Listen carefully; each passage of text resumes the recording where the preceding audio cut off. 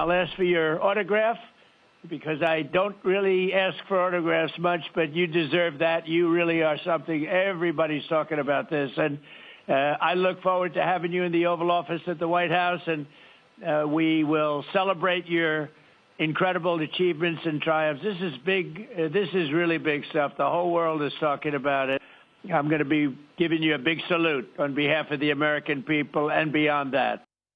It is really big stuff. A big salute from the president is waiting for the crew of Artemis II as they wrap up another historic day in space. On your screen right now, the first ever images of the far side of the moon. The astronauts in the Orion capsule are now the first humans ever to see that part of the moon with the naked eye. And that is not all. The crew traveled more than 252,000 miles to get these epic shots you see here. So cool. The farthest away from Earth any other human has ever been, and that includes the astronauts in Apollo 13 who held the previous record.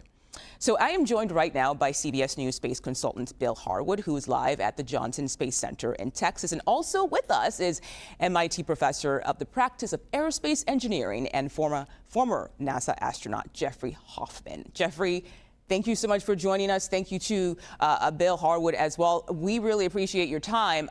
Jeffrey, so I know you became an astronaut back in 1979, and during that time you logged 5 space flights totaling 21.5 million miles in space. So what did yesterday mean to you? You know, I'm old enough. I saw the Apollo flights, and it's been so frustrating over the last 50 years. You know, when are we going to do this again? And now finally we're doing it. So it's like, you know, a circle coming back to completion. I'm really delighted with the success so far of the mission. Of course, they still have to splash down and survive atmospheric reentry, but so far so good. So far, so good. Bill, I want to talk about some of the amazing things that happened yesterday, starting with the moment the crew regained contact with mission control. Listen. Houston, integrity, comm check. Integrity, we have you loud and clear. Tell me. Houston, we have you the same, and it is so great to hear from Earth again. So, Bill, talk to us about that moment and the risks that come from losing contact for that long period of time, and also what new information are we learning from that flyby? Well, first of all, I think when they go behind the moon and out of contact, that's no surprise to the crew. That's just the nature of the flight, and I don't think it posed any additional risk to what they already faced. But obviously, coming back in contact is always a fun moment. It shows that Isaac Newton's physics laws work very well indeed for spacecraft going around the moon, as Jeff would certainly know. And by the way, Jeff, good to see you again. No, I mean, you know, I think the real goal of this flight was a test flight. I mean, this is the first piloted flight of the Orion capsule. They want to check out its life support systems, all the other systems on this very complicated vehicle, because they want to use this to routinely carry astronauts to and from the moon down the road.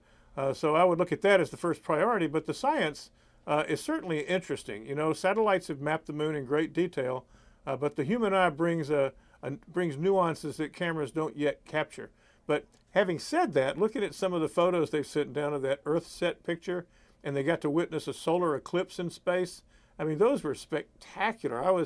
I didn't expect those shots to be as good as they were, and they just blew me away. I'm still marveling at them. Yeah, amazing. Jeffrey, I want to ask you, how does this mission compare to Apollo 8? Well, there's a couple of things. First of all, what this mission cannot do, which Apollo 8 did, was to go into orbit around the moon. The Artemis system just does not have currently sufficient propulsion capability to slow down and go into orbit. One of the similarities, though, besides the fact that they're going out around the moon, you know, Apollo 8 took place in a very, very difficult year.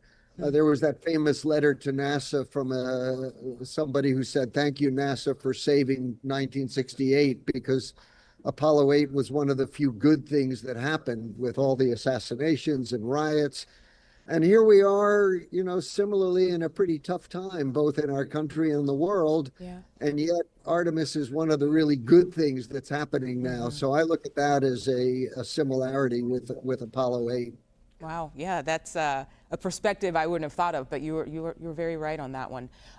Bill, there was an emotional moment yesterday that's getting a lot of attention on social media. It is the moment the crew suggested a name for a crater on the moon. I want to play that and then get your take on the other side. Especially meaningful for this crew is a number of years ago we started this journey in our close-knit astronaut family, and we lost a loved one. And there's a feature in a really neat place on the moon, and it is on the near side, far side boundary. In fact, it's just on the near side of that boundary, and so at certain times of the moon's transit around Earth, we will be able to see this from Earth. And so we lost a loved one. Her name was Carol, the spouse of Reed, the mother of Katie and Ellie. And if you want to find this one, you look at Glushko, and it's just to the northwest of that, at the same latitude as Ohm, and it's a bright spot on the moon. And we would like to call it Carol. All right, Bill, so what can you tell us about that moment? And is this a typical practice where we see astronauts name craters? Well, it was certainly an emotional moment. Reed Weissman's wife, Carol, died, I think, in 2020 from cancer. He has raised their two daughters as a single dad, and he's spoken about that as being the greatest challenge of his life. And so I think, you know, informally naming those craters after his wife is certainly quite a moment for the crew. Yeah. Obviously, official names of features on the moon are approved by the International Astronomical Union, and so I don't know if those names will stick in a formal sense. But it's pretty neat they did it anyway, and that's happened before. And then during the Apollo missions, there were some craters that were informally named for spouses and things like that. So it's not totally unprecedented, but certainly a moment for this mission. Yeah, it was a beautiful moment. Okay, Bill Harwood, Jeffrey Hoffman, thank you to you both for your time today. We appreciate it.